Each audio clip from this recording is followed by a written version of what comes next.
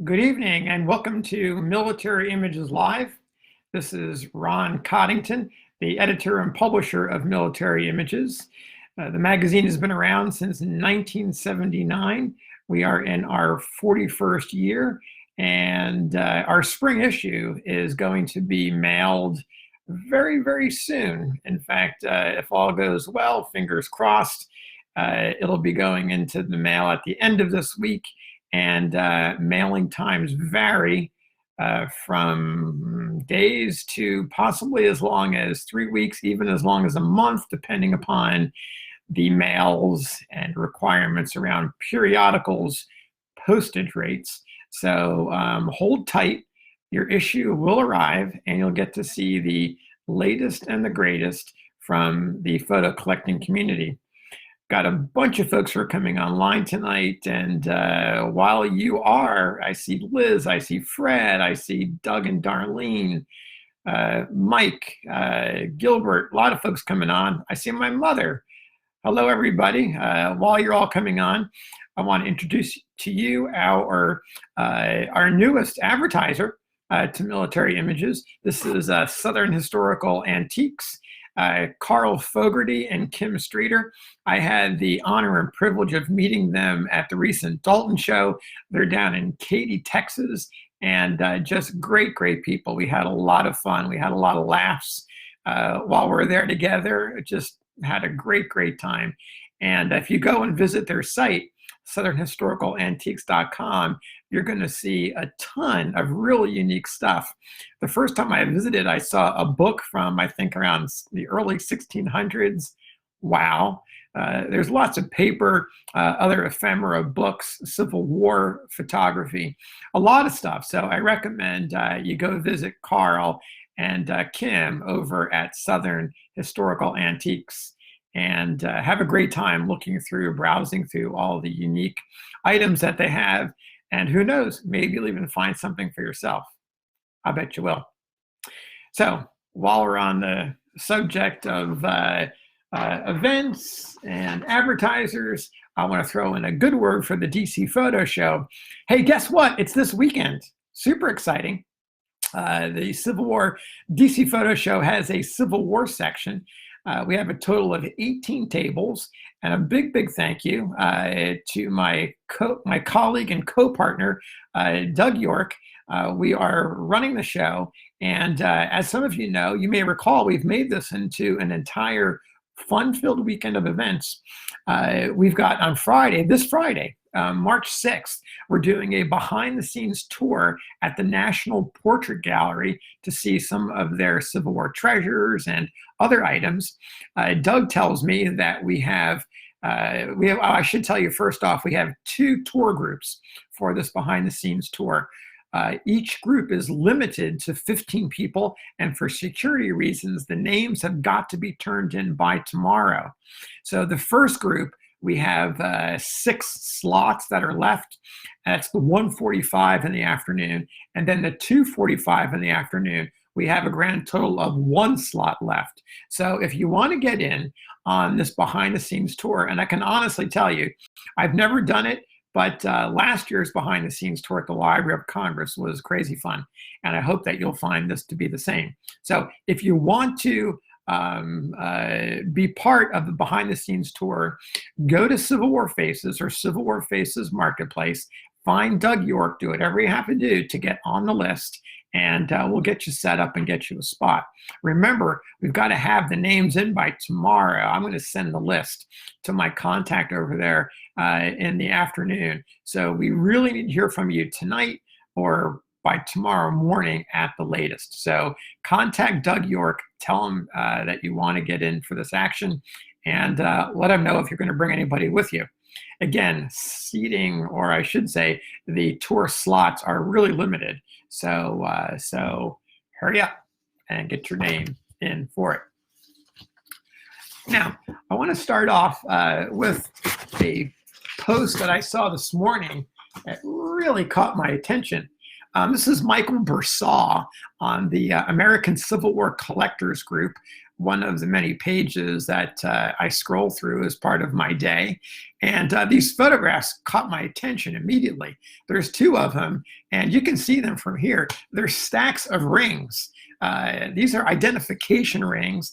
And if you look closely, you'll see the names and the regiments of soldiers in there. And I was just really surprised to see this number of them. As one person posted, they also like the photography. It's a great way to display them. So I immediately contacted Michael and said, hey, can you tell me who all the names are? Because I can see part of the names and the regiments, part of the regiments, but I couldn't make it out. So I learned from Michael that he's done a little bit of sleuthing, some identification ring sleuthing, and found a grand total of 19 out there. And I'll give you a quick list of them. 1 from New Hampshire, 2 from New York, 6 from Pennsylvania, 2 from Massachusetts, 1 from West Virginia, 2 from Maine, and 1 each from Ohio, Vermont, Indiana, Maryland, and Michigan. He also sent me a list, and I've got it right here, all the names of the individuals that are on the rings. Only one of them has a photo that we've been able to find, and this is Joseph C. Hardy of the 35th Massachusetts Infantry. So you know where I'm going with this, and I know you're interested immediately. To be able to find photographs of the other 18 soldiers that wore these rings during the war. So what I'm going to do is I'm not going to put all this online tonight, but I'll put a post together and publish this for you sometime either late tonight or probably realistically tomorrow, and see if we can't get the help of the community to find photographs of these 18 ring bearers. Even better, it would be fantastic if, and I know you're thinking about this, could we get photographs of them actually wearing the rings? So look for more on that. I'm super excited about helping Michael to be able to track down the photographs connected with these rings. Now, whoa, I do sometimes talk about the research rabbit hole, and I'll be darned if I didn't go down it again. And so let me take you on a little journey that involves the first the first carte de visite that was made in America. I was on a completely different research project, researching another Civil War photographer. Actually, I was fact-checking an article that's going to appear in the next issue of the magazine, our spring issue. And as I normally do, I'll fact-check and make sure that the author has got all the information correct. And so during that process, I noticed that the name of the photographer on one of the cartes de visite that are going to be published is George Rockwood, George G. Rockwood, George Gardner Rockwood of New York City. You may have seen his images. And so I wanted to just verify that Rockwood was working during a certain period in time in the late part of the 1900s. And lo and behold, I come across this obituary that's in the Washington Post, dated July 12th, 1911. And in this, it gives a brief bio, as you can see here, of his history. And here's where, this is what caught my attention. It says this is George Rockwood, took up photography in St. Louis in 1853 and produced in 1858 the first carte de visite made in the United States. Wow, I had no idea. The subject was Baron Rothschild. Now, this is Baron Nathan Rothschild.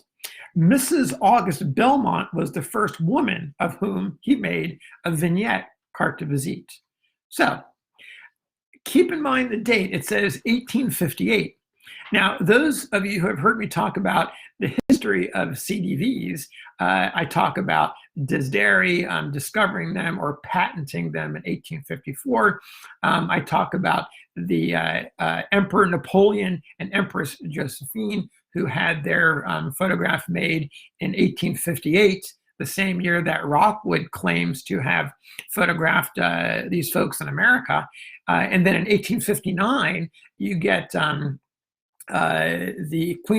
Queen of England, Queen Victoria, Prince Albert are photographed, and then they make their way to the United States. So I find this reference to 1858. So I begin searching through newspapers.com, and I'm thinking, let me look up carte de visite, and I'm not really finding a lot around carte de visite and photographs in the 1858, 1859 timeframe. And then I think, you know what? I've got to start thinking like a 19th century person in America. Would I call it a carte de visite? Maybe, but maybe not. What could I also call it? I could also call it a visiting card, because that's what cartes de visite are. And they're really photographic visiting cards. They're not really known as cartes de visite. So I start searching for Gardner, and here's Gardner's picture late in the war. Or pardon me, not Gardner, Rockwood, George Gardner Rockwood. And so I'm looking around, and I find, sure enough, in the March 16th, 1859 Hartford Current. So we're going to go from St. Louis to Hartford, Connecticut, March 16th, 1859. That's the spring of 1859, about less than a year after Napoleon III and his wife had been photographed in Paris. And I find this little tiny, it's just a brief, it's a tweet, and it says, visiting cards containing photographs of the visiting parties are the latest novelty in England. So that's a very nice clue. And then we get about a month later, we're moving into April of 1859, and you've got this newspaper clipping that comes from the Morning Chronicle in London, April 21st, 1859. And this says, to members of Parliament, in consequence of the short time which will intervene between the dissolution of Parliament and the general election, Messrs. A. Marion and Company think it will be of great advantage to candidates who cannot possibly wait personally upon all their constituents to use their photographic visiting cards. There it is, photographic visiting cards. Will prove a great saving of both time and trouble in canvassing. So what this newspaper article in April 59 is saying, hey, you're not going to be able to see everybody, so get a bunch of images made and hand them out to your constituents. Pretty interesting stuff. Now, we get a couple months later, Morning Post, again, London, and we're in July of 1859. And here's the same advertiser. This is Marion, A. Marion of London, saying, before leaving town, the most friendly visiting card to use is Marion's full-length portrait card after the Parisian style. So here we are in July of 59. Victoria and Albert around this time are being photographed in England. The craze of cartes de visite, the social media of the 1860s, the Facebook of the 1860s is just getting started. So here we are in the summer of 1859. Keep in mind, we're less than 9 months away from the Civil War in America. Now, we're going to go just a month ahead, pardon me, just 2 months ahead, and we're looking at the September 1859 New York Herald. So now we're big time in the United States, big time newspaper, the New York Herald. And here's an ad, and again, a very short brief, and it says photographic visiting cards. There's that phrase again. We're not using the term carte de visite, it's photographic visiting card. And it says, the last and most fashionable mode in Paris. These visiting cards giving no name, but an unmistakable likeness of the individual may only be obtained at the Excelsior Stereoscopic and Photographic Company. That's on Broadway in New York City. So now we have documented proof following Rockwood, who says 1858. Here we are in September of 59, where we have another photographer who's advertising these images. Now, a couple months after that, December 1859, what is going on? You've got the country is in complete turmoil. December 7th, 1859, you've got John Brown's activity going on. You've got the secession of South Carolina is coming up very soon. In the middle of all this, in Detroit, Michigan, you've got this article, which is tiny, but I've got a larger copy that I'm going to read just a little bit of here. And this is a letter. This is correspondence being reprinted in the New York Express, dated Paris of November 10th, 1859. And it says, as I took some pains to tell you last week, and to demonstrate by actual comparison, the larger sizes of photographs produced by American artists far surpass in beauty and perfection of detail those of their European rivals. But I said nothing of the queer little pictures issued in thousands and tens of thousands in the form of visiting cards. Have you yet adopted in New York the Parisian fantasy of leaving your portrait at the doors of your acquaintances instead of an unmeaning bit of pasteboard with your name engraved across the middle? Stop! If memory serves me, the Knickerbockers long since deserted the ancient mode of having their cards printed to employ the nimble fingers of peripatetic penmen in manufacturing at the rate of 100 per hour in all possible and impossible styles of chirography. So what they're saying basically is New Yorkers have way past their interest in visiting cards, and now the photographic business cards are probably the big thing that's happening. It goes on to give a little bit of a history here, talking about the Lilliputian resemblances, which is their comic way of referring to CDVs. They mention Disdairy, the famous Parisian artist. They mention the Empress Eugenie and Napoleon. So there's some truth in all this. They've got the facts basically right. And they're pretty much announcing the fact that CDVs are arriving from Paris into America in late 1859. Now, I've got one more here to show you, which is about as far down the rabbit hole I got. And this is maybe difficult for you to see, but we're looking at an entire column of a newspaper here. And this is Anderson and Blessing of New Orleans, Louisiana. And we're looking here, December 15th, 1859, only a week after the Detroit, Michigan newspaper published the letter from Paris. And this is this full-page advertisement by Anderson and Blessing. And what I want to bring your attention to is this part of the column, specifically down here. And it says, miniatures and portraits known to the art. It says photographs on visiting cards by the hundred. And then it goes on, photographs of intermediate sizes, oil colors, watercolors, pasted colors, India ink, photographs copied from daguerreotypes. It goes on and on and on, listing all this information. But notice that first is the visiting card. So the big interesting thing here for me is that you've got a little bit of backstory here around the cartes de visite as they are positioning themselves for really taking off from becoming all the rage in America.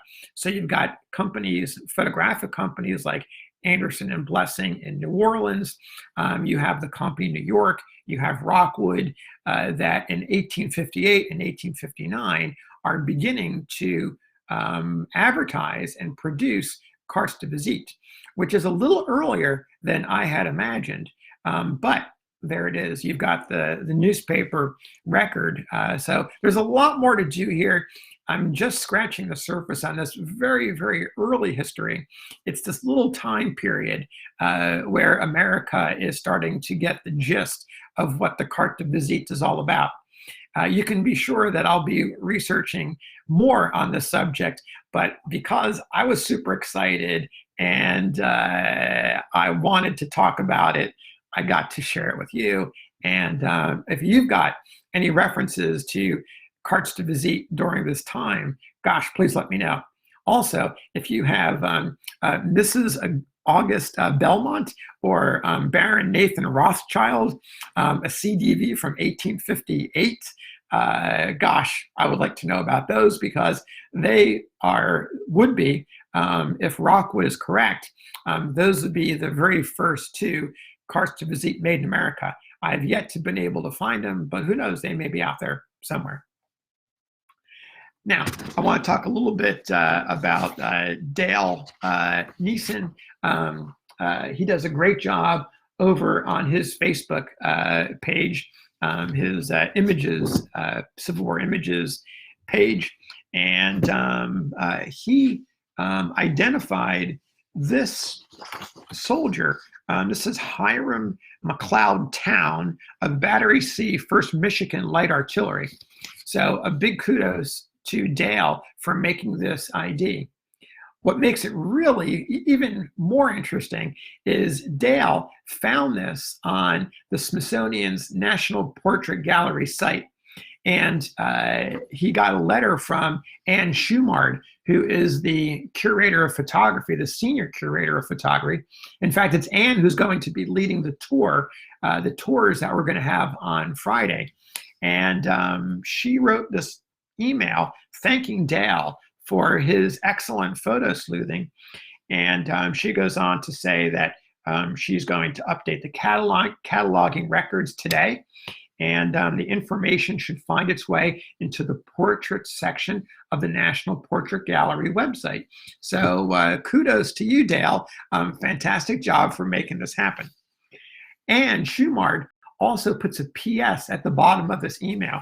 And she says, to my knowledge, this is the first instance in which the Smithsonian's newly launched open access initiative has yielded the positive identification of a sitter in the National Portrait Gallery's collection. Congratulations. So this is from Ann Schumard, and wow, the first ever, that's a footnote in history, to be able to identify one of the photographs in the National Portrait Gallery collection that was previously unidentified. Now, what makes this more interesting to me, even more interesting, is a little bit more about the open access project. So if you go online, I think it's si.openaccess, but you can easily search it on Google and find out. Here's the main page for that site. If you check it out, you'll see it's searchable. There's a bunch of images in there. So I typed in Civil War and I came up with, I think, a dozen images, but there's more that you can find if you start doing different keyword searches. So I highly recommend you check it out. And if you can help Ann and National Portrait Gallery, if you can help anybody else within the Smithsonian ranks to be able to identify Civil War photography, gosh, you'd be doing a great service for America's collections, which, by the way, I should say are scattered throughout the Smithsonian collection. Pardon me, think about the National Portrait Gallery. There's photographs in the Air and Space Museum, the American History Museum, of course, and elsewhere. So definitely go and do a little bit of your own photo sleuthing. One more image I want to tell you about while we're on the subject of Dale is this image that he shared with me. It's a really pleasing image of a Union officer and what appears to be, I would assume it's his child, it's a son or it's a daughter, and a great image. And we had a little bit of back and forth about it. And Dale sent me this back mark, or I should say the back of the mount of the photograph that included this back mark. And you can see that it's two back marks. You've got this black back mark, which says Something and Company Gallery, 4th and Elm in Cincinnati. You've got a hand-canceled stamp, revenue stamp. Hard to make out the date, but we're going to assume because it's on there somewhere between 1864 and 1866. On top of that, in red, is a second back mark, which identifies the National Art Palace, J.W. Winder and Company, also in Cincinnati. So we were back and forthing about what the purpose of two back marks would be. And so Dale was able to do a little bit of photo sleuthing on Winder, who's the name of the photographer, and found that J.W. Winder and Company, which happens to be the black back mark, was operating 142 West 4th Street near Elm in 1865. And then they moved to a new gallery, the National Art Palace. And so that probably happened somewhere between 1865 and 1866, which explains the second back mark, which appears to be perhaps some sort of a stamp, or perhaps they reprinted over the old cards for reasons of economy. So an interesting version of a back mark. I don't know that I can recall seeing a double advertiser back mark on a mount of a cartridge. So a couple more images I want to run through with you tonight. One of them is this image. For all practical purposes, he looks like a Union officer, and in fact, he is. This is Louis N. Boudre of the 5th New York Cavalry.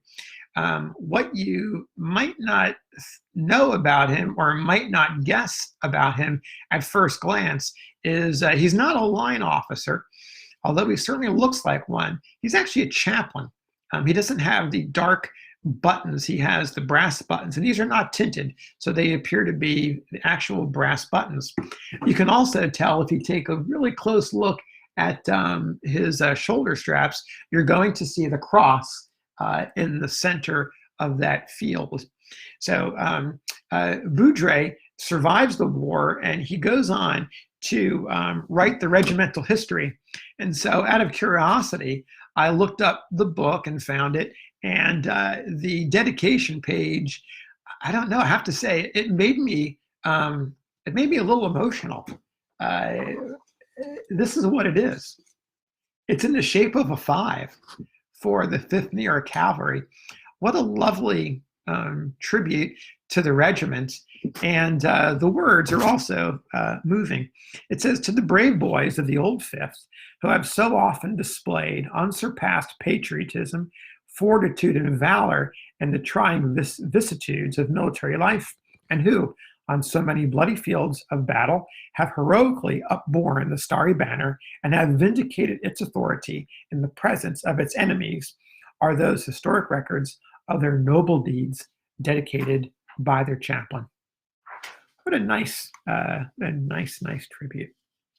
So you can see we're running low on time here. So I'm going to go and share with you one more tribute that touched me as I was going through images over the past couple of weeks. This is Henry W. Evans, who is in the 49th Pennsylvania Militia Infantry.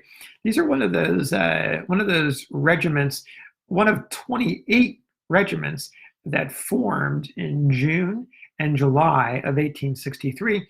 You know them as emergency troops. So a number of regiments, I mentioned 28 total. You also have some independent companies and batteries that were also formed, but you've got a lot of men that are signing up for anywhere from 30 to 60 to 90-day enlistments with these regiments. So on June 26th, 1863, as the Army of the Potomac is crossing the namesake, the river for which it's named, you've got the governor of Pennsylvania, Andrew Curtin, who is basically calling for a bunch of men to get in uniform and get their muskets and get ready, because you've got a massive Confederate army who had crossed the river 2 days earlier, less than 2 days earlier. So a couple days after Curtin puts out this call on June 26th of 1863, Henry, who is all of 19, is one of those who enlists. He's in Philadelphia, and he becomes a private in the 49th Pennsylvania Militia Infantry. And he spends a relatively quiet 3 months in the Philadelphia area. And he does his service, goes back to life. And I honestly don't know what happened to him yet. I've only just begun to research. And so far, I found him hard to track down. But for 3 months in 1863, he mobilized with thousands of other Pennsylvanians and from surrounding states to protect the Union against the oncoming Confederate Army. Now, you may be familiar with Samuel Bates. He has a multi-volume series on the history of Pennsylvania volunteers in the Civil War. And Samuel says it really quite nicely when he talks about the 49th and the other emergency troops. And by default, he's also talking about Henry when he says these words. And here we go. The bloodless campaigns of the militia may be the subject for playful satire, but in the strong arms and sturdy hearts of the yeomanry of the land, who spring to arms at the moment of danger, and when that danger has passed, cheerfully lay them down again, rests a sure guarantee for the peace and the security of the country. So tonight, we're going to end with Henry Evans and the work that he did for 3 months in 1863. I hope you enjoyed the program. I hope that we see you on Friday at the National Portrait Gallery. I should also tell you, Saturday night, we've got Civil War talks. We've got 5 speakers, including Kurt Luther, Rachel Wetzel from the Library of Congress. We've got the National Gallery of Arts, Diane Wagner. We have Chris Nelson, have Jim Quinlan of the Excelsior Brigade talking about Arlington National Cemetery. So do sign up for Friday's tour, behind the scenes tour. You've got till tomorrow morning to do that. Come and see us at the Holiday Inn in Roslyn on Saturday nights for Civil War talks. That begins at 6:30. Come a little bit early. We're going to have some food, so you can have a snack and enjoy 5 presentations. Each will be about a half an hour, 20 minutes to talk, and 5 or 10 minutes for questions. And then, of course, Sunday is the big show. We're going to have the event also at the Holiday in Roslyn. Got 18 tables in the Civil War section, plus a bunch more in the photography room, the main photography room, and then postcards. So come and spend the day on Sunday. You won't be disappointed. I'll be there. We'll have the table set up. We'll have our scanner set up. So bring your favorite images. We'll scan them and try to get them in future issues of the magazine. And we'll have a great time. So we'll see you soon. If I don't see you this weekend, we'll see you on the next episode of Military Images Live. Have a great night.